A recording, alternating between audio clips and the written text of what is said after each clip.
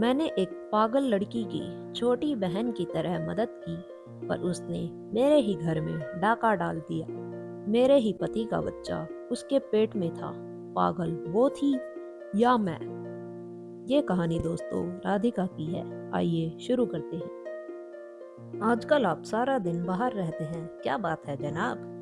राधिका परम से चुहलबाजी कर रही थी। क्या करूं, नौकरी का सवाल है।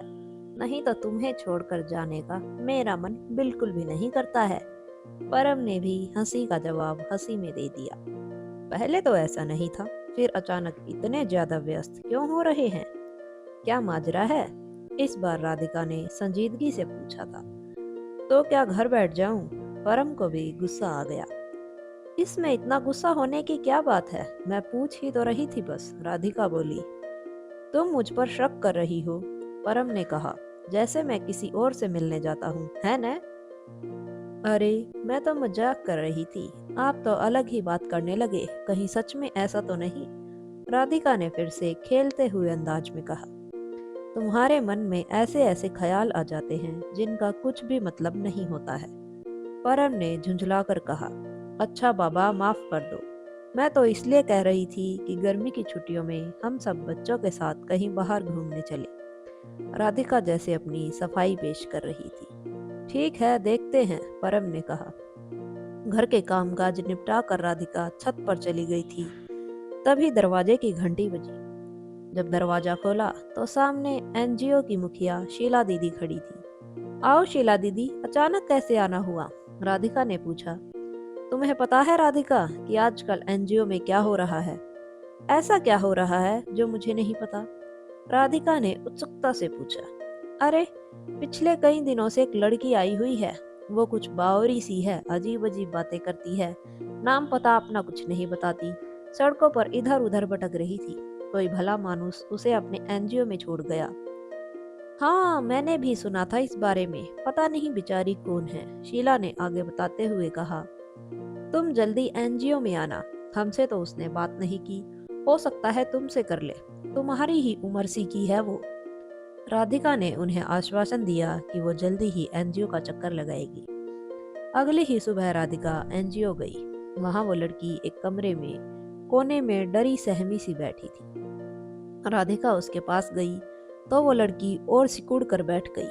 राधिका ने उसके हाथ पर अपना हाथ रखा। उसने हाथ पीछे कर लिया। राधिका ने लड़की से उसका नाम पूछा, लेकिन वह चुप रही। काफी देर तक राधिका उससे मीठी मीठी बातें करती रही, पर वो लड़की कुछ नहीं बोल रही थी। अचानक वह जोर जोर से चिल्लाने लगी और राधिका से ऐसे लिपट गई जैसे उसे कुछ याद आ गया हो। राधिका ने उसे आराम से बैठाया और उसे खाने को दिया, तो वह फटाफट 5-6 रोटियां खा गई, जैसे बहुत दिनों से भूखी हो। कौन हो तुम? राधिका ने उस लड़की से पूछा, तो वह चुप रही। कई बार पूछने पर वह बोली, आ आ आरू। राधिका, पता नहीं है कहाँ से आई है, अब इससे इसका गांव पूछ। प्रेमा, एनजीओ की एक सदस्य ने राधिका को सलाह दी। कैसी बातें कर रही हो दीदी, कुछ देर आराम कर ले, फिर पूछती हूँ, राधिका बोली। राधिका अपने घर वापस आ गई, पर उसके दिमाग से वो लड़की जा ही नहीं रही थी। अगली सुबह वो जल्दी उठी और फटाफट घर के काम निपटाकर एनजीओ के लिए निकल गई। राधिका जब आई तो देखा कि वह लड़की कमरे के एक कोने में दुबकी डरी सहमी बैठी थी। राधिका ने उसे आवाज लगाई, आरू। वह कुछ नहीं बोली, बल्कि और सिमट कर बैठ गई। राधिका उसके पास गई और पूछा, आरू नाम है ना तुम्हारा? उस लड़की ने धीरे से अपना सिर हाँ में हिला दिया। राधिका ने उससे कहा, देखो, डरो नहीं, बताओ तुम कहाँ से आई हो, हम तुम्हें तुम्हारे घर पहुंचा देंगे। वह लड़की इतना ही बोली, मेरा कोई घर नहीं है दीदी। राधिका को हैरानी हुई कि यह तो कहीं से पागल नहीं लग रही है। अचानक उस लड़की ने राधिका के पैर पकड़ लिए। राधिका का उसका बदन गर्म लगा। ऐसा लगता था जैसे उसे बुखार हो। अच्छा ठीक है, तुम अभी आराम करो, मैं तुम्हें मिलने थोड़ी देर में आती हूँ। दीदी, आप मुझे अपने पास रख लो, मुझे यहाँ डर लगता है, कहकर वह फिर से रोने लगी। राधिका ने उसे समझाते हुए कहा, अरे डरने की कोई बात नहीं है, यहाँ सब अपने ही हैं। राधिका उसे काफी देर तक समझाती रही और प्रेमा से उसकी दोस्ती भी करवाई। अच्छा, आज तो तुम यहीं रहो, फिर कल मिलती हूँ तुमसे, राधिका बोली। अगले दिन राधिका उससे मिलने आई तो उसे बुखार था।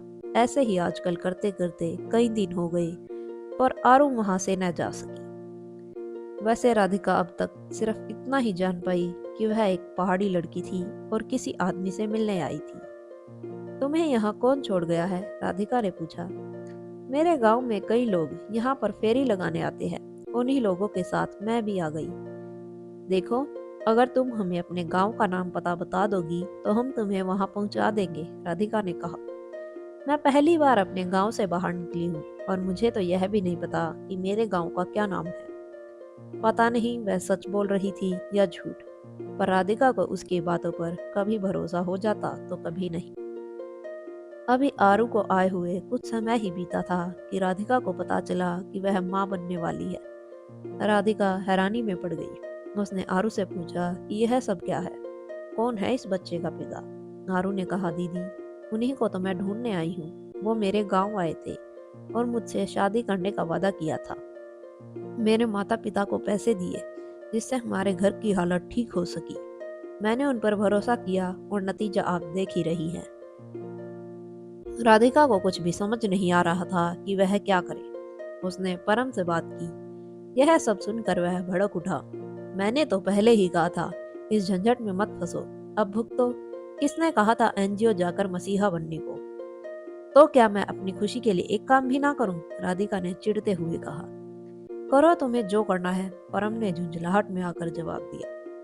राधिका ने बहुत कोशिश की कि उस आदमी का पता लगाया जा सके, पर राधिका को कुछ नहीं पता चला। धीरे धीरे समय बीतता गया और आरू के माँ बनने का समय भी आ गया था। राधिका अब तक एक बड़ी बहन की तरह आरू की देखभाल कर रही थी। आरू को एक बहुत ही प्यारा बेटा हुआ।